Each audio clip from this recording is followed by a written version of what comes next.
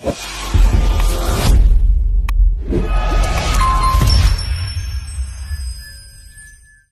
morning. Panibagong araw, panibagong vlog tayo at panibagong naman pagluluto. Ayan, magpapalambot po ako ng gabi at ang menu natin sa araw na ito ay ginisang sinigang na ulo ng talakitok. Isda po, kaya hindi po pwedeng isabay ang gabi na yan. Dapat una siyang malaga. Kaya palalambutin na natin yan. Tapos hahanguin natin. Yung sampalok naman ang isusunod natin dyan, guys. Hahanguin natin. Malambot ito. Dudurugin na lang natin. Pero kung baboy ang ginamit kong isisigang, ay pwede nang isabay ito. Kaso isda ng Tapos ilalagay na natin, guys, yung sampalok na bunga. Dito ko na rin yan pakukuluin.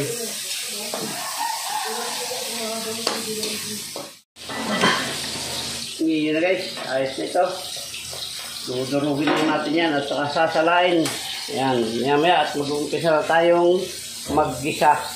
Ginisang sinigang na ulo ng talakitok, guys. Ang menu sa araw na ito.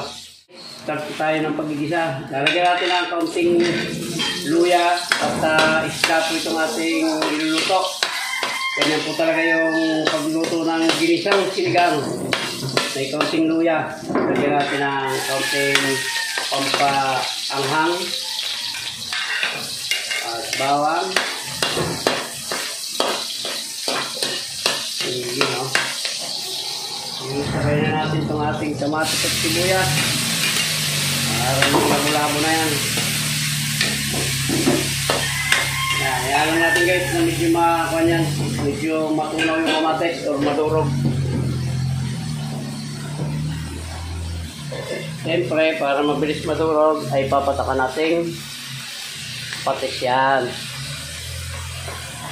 Ang paborito ni Ma'am Violi, ang patis, baw. At lagyan na rin natin ang paminta para tumapang.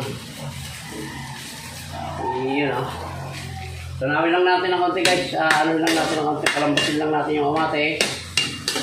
At ilalagay na natin yung ating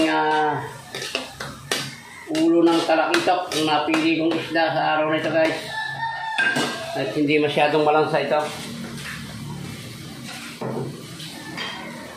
Ito na, guys. So, lalagay na natin para makasip-sip siya ng mga pampalasa ngayon. Iyon, no? Ulo ng talakitok. Masarap to, guys. Masarap tong ulam. Or, alam nyo na, pulang kabayo, pwede rin yan. O, pwede rin yan kay Mama Ponso. Yan. Yan natin ang paborito naman ni Mama Taba, ang bitsin.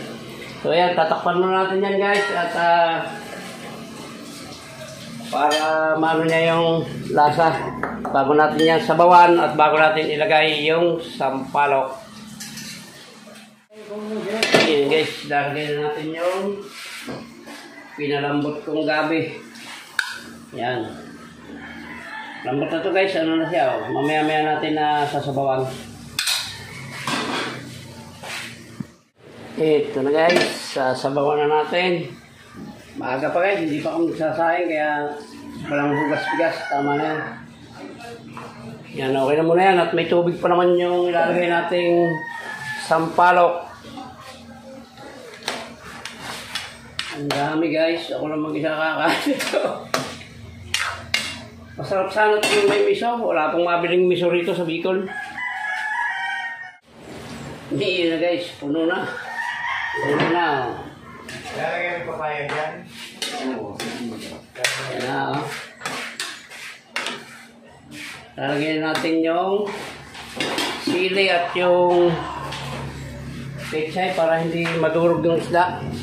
Malambot na klase isda lang to at talakitok to, guys. Lalagyan na natin bago natin yan. Titikman maya-maya pagka tatakpan muna natin ulit.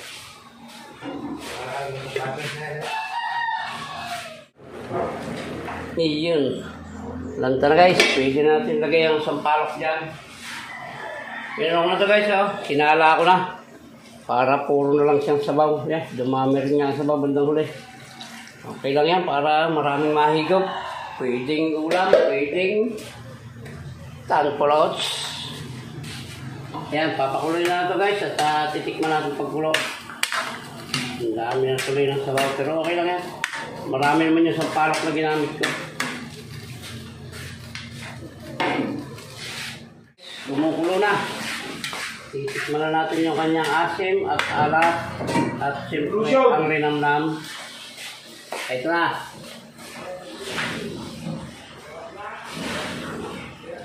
Yun. Ayos lang guys, sakto-sakto lang. Hindi siya masyadong maasim, hindi rin siya matabang, hindi rin siya maalat, hindi rin siya matabang. Sakto lang. So yan, hanggang dito na lang po yung vlog natin na ito ng pagluluto ng ginisang sinigang na ulo ng talakitok. Ayan, muli po. Shoutout po sa inyong lahat at hanggang dito lang po. Maraming salamat po sa inyong lahat at mabuhay kayo. Mabuhay tayong lahat. Bye-bye na po. I love you all.